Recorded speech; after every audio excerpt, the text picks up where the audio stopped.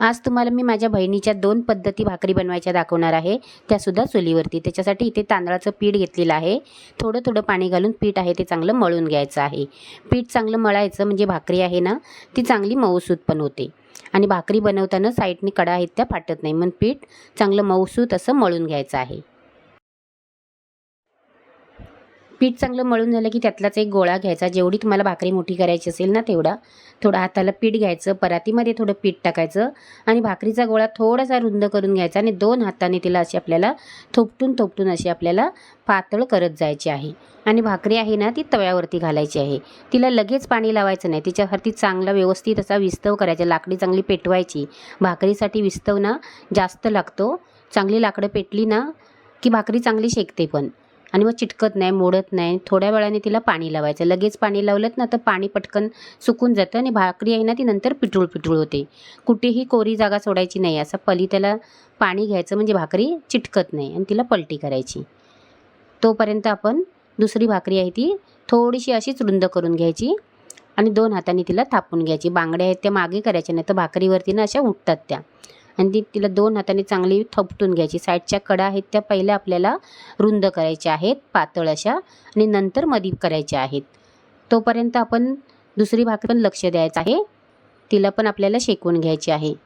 साईडच्या कडा सर्व व्यवस्थित अशा शेकवायच्या। जेवढी भाकरी चांगली शेकवणार ना तेवढी तुम्हाला खायला चांगली लागणार आहे। हिला फुकणी म्हणतात, तुमच्याकडे काय बोलतात ना ते कमेंट करून सांगा। आणि भाकरीच्या कडा चांगल्या शेकल्या की तिला आपल्याला काढून घ्यायची आहे।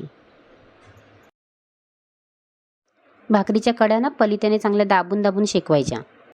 लाकडी म्हणजे बांबूचा टोपला आहे त्याच्यामध्ये ठेवायची, म्हणजे भाकरी ना शेदवत नाही। त्याच पद्धतीने ही दुसरी भाकरी आहे ती पण आपण तव्यावर घातलेली आहे, तिला पाणी लावून घेतलेलं आहे, तिला पलटी करून घ्यायची। अशा पद्धतीने आपली पहिली भाकरी तयार झालेली आहे। ही दुसरी भाकरी हातावरच तिला अशी रुंद करायची। साईडनी पहिली साईडच्याच कडा दाबायच्या, मधी दाबायची नाही। बघू शकता तुम्ही कशी भाकरी करते मोठी ती, नंतर मोठी झाल्यावरच मधी हात फिरवायचा आहे असं, आणि मधी ना अशी 2 हातावर इकडे तिकडे करायची म्हणजे ती पातळ होते। पण थोड्याशा तिला साईडनी तशा कडा जातात, एकदम मोठी केली ना तर फाटते ती। आणि चांगली शेकली ना की नंतरच पाणी लावायचे, पटकन पाणी लावायचं नाही। पटकन पाणी लावलं तर वरचं पाणी सुकून जातं आणि भाकरी पिठुळल्यासारखी दिसते। आणि तिला पण आपल्याला त्याला पाणी लावूनच पलटी करायची। बघा तवा जर जास्त तापला ना तर अशी भाकरीला डाग दिसतात, मग ती भाकरी आपल्याला सफेद दिसत नाही। बघू शकता मस्त अशी आपली भाकरी तयार झालेली आहे, चांगली शेकली पण आहे। अशा पद्धतीने ते 2 प्रकारच्या भाकऱ्या माझ्या बहिणीने केलेल्या आहेत। त्या जर तुम्हाला आवडल्या तर नक्की लाईक करा, कमेंट करा आणि घरचा सण या चॅनलला सबस्क्राईब करा। आणि तुम्हाला चुलीवरच्या कोकणातल्या भाकऱ्या आवडतात का कमेंट करून नक्की सांगा। वेळात वेळ काढून तुम्ही माझा व्हिडिओ बघितला त्याबद्दल मी तुमचे खूप खूप